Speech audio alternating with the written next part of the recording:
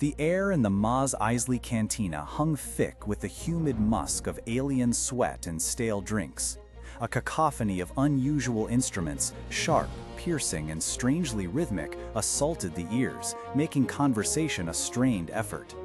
Luke Skywalker, fresh from the quiet, sun-drenched dunes of Tatooine, found himself utterly out of his element.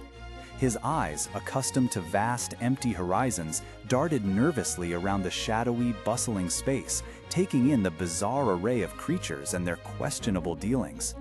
Every shadow seemed to hold a threat, every glance a challenge.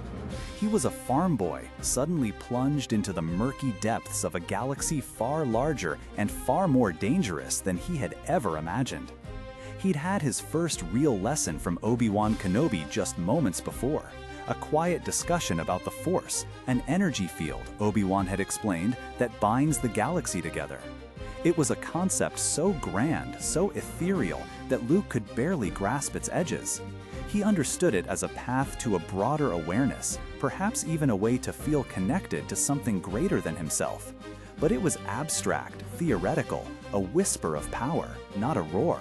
And in the chaotic, grimy heart of the cantina, that abstract understanding felt woefully inadequate.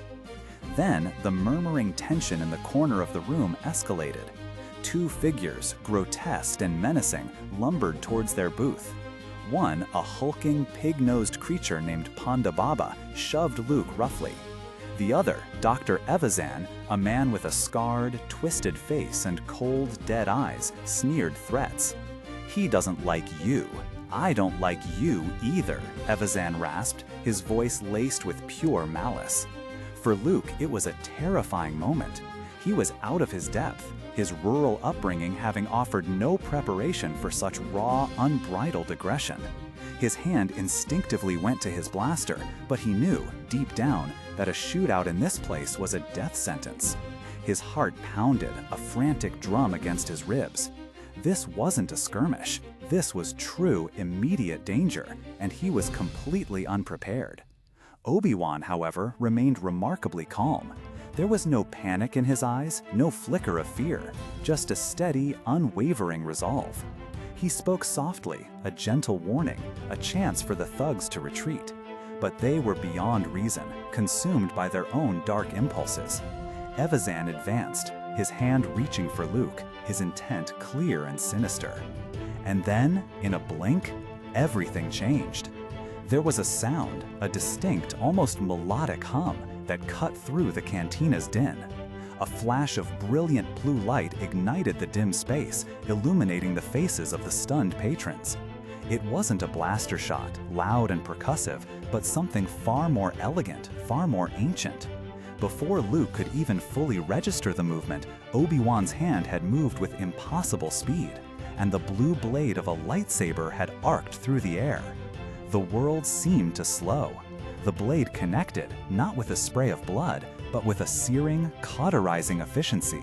A gurgling cry escaped Ponda Baba's throat as his arm, severed cleanly above the elbow, fell to the floor with a wet thud. The distinct smell of burnt flesh briefly permeated the air, quickly masked by the cantina's usual odors. Just as swiftly as it appeared, the blue light vanished, the hum silenced. The cantina, moments before a cauldron of noise, fell into a stunned, horrified silence. Only the distant, muted music continued, an eerie backdrop to the sudden, brutal reality of the moment. For Luke, it was a seismic shock.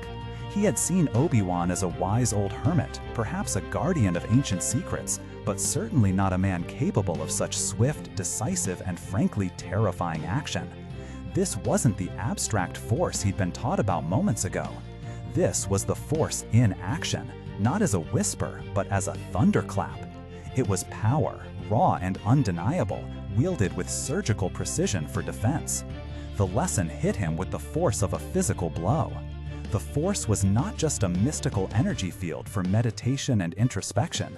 It was a tangible, formidable tool for justice, a weapon for defense in a galaxy that cared little for the innocent.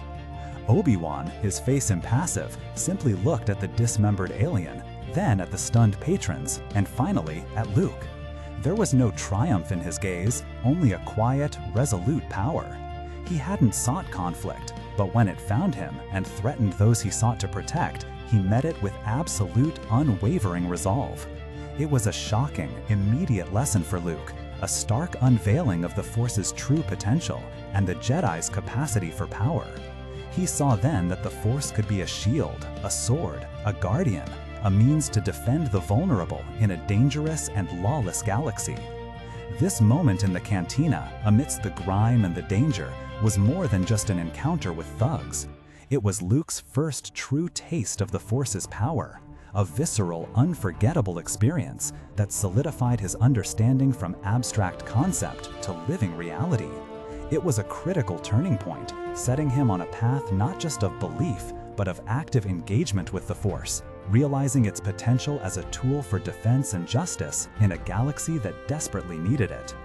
We often encounter moments in our lives, much like Luke's in the cantina, that shatter our preconceptions and reveal a deeper truth about the world, or even about ourselves.